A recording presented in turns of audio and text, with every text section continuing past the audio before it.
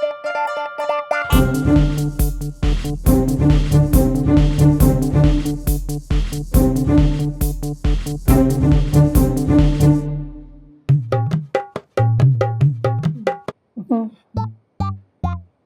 വായിച്ചോണ്ടിരിക്കുക. ആ അമ്മേ.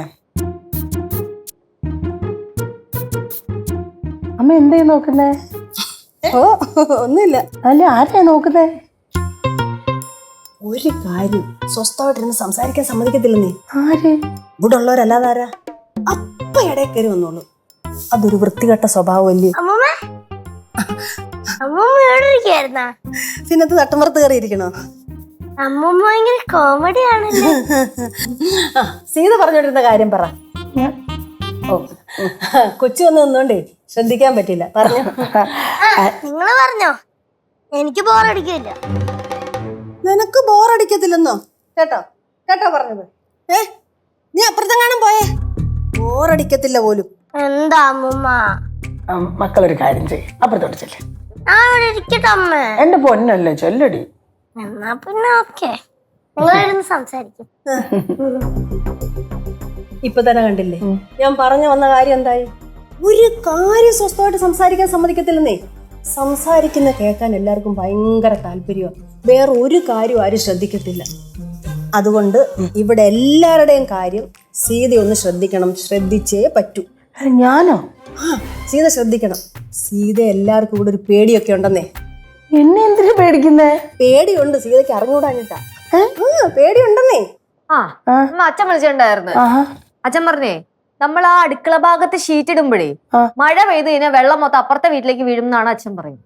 എന്നെ അപ്പുറത്തുനിന്ന് വല്ലൊരു കംപ്ലൈന്റ് ചെയ്തോ? ഇതുവരെ ഒന്നും പറഞ്ഞിട്ടില്ല. ഇത് മൊത്തം അച്ഛന്റെ ഊഹാപോഹങ്ങളാണ്. മോളൊരു കാര്യം ചെയ്യും, വേഗം തന്നെ അച്ഛനെ വിളിച്ചോ. അതല്ലെങ്കിൽ അതും ഇതുമൊക്കെ ആലോചിച്ച് കൂട്ടി വല്ലതൊക്കെ അവരുമായിട്ട് ഡിസ്കസ് ചെയ്ത് പിന്നെ വഴക്കാവും. അമ്മേനെ വിളിച്ചിട്ടുണ്ടായിരുന്നു എന്ന് പറഞ്ഞു. അമ്മ ഫോൺ എടുത്തില്ലെന്ന് പറഞ്ഞു. ഫോൺ ഞാൻ സൈലന്റ് ആക്കിയ ബെഡേ വെച്ചിട്ടുണ്ട്. മോളൊരു കാര്യം ചെയ്യും, മോള് വിളിക്കേ. അമ്മ പിന്നെ വിളിച്ചോളാം, ഇപ്പൊ സംസാരിക്കുന്നില്ല. ഓക്കെ. ഹലോ, എന്താ ഇവിടെ ഇരിക്കണേ? എന്താ ഞാൻ ഇവിടെ ഇരുന്ന് ഇഷ്ടപ്പെട്ടില്ലേ?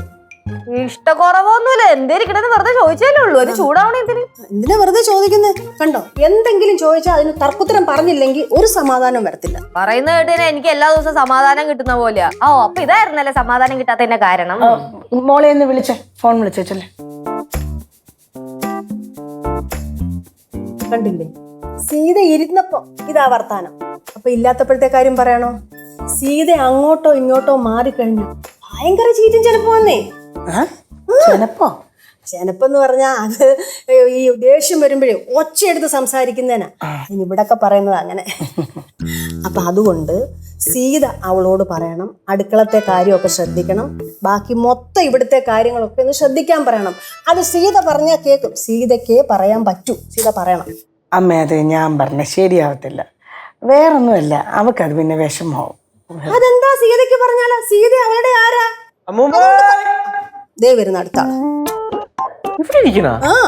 അമ്മൂ, പിന്നെ ഞാൻ ഉമേശ്വരനെ വിളിച്ചായിരുന്നു. എന്നിട്ട് പറഞ്ഞ അവിടുത്തെ റബ്ബർ ഷീറ്റ് ഉണ്ടല്ലോ, എല്ലാം കൂടെ എണ്ണി ചിട്ടപ്പെടുത്തി വെക്കാൻ പറഞ്ഞു. അങ്ങോട്ട് പോവണ്ടേ, ഇവിടെ ഇരുന്ന് വിളിച്ച് പറഞ്ഞോണ്ടിരുന്നാ മതി. ഇതുവരെ ഉമേഷ് നമ്മുടെ മുതലൊന്നും എടുത്ത് വിറ്റ് കള്ളു കുടിച്ചിട്ടില്ല. ഇനി നമ്മളായിട്ട് അതിനൊരു അവസരം ഉണ്ടാക്കി വെക്കരുത്.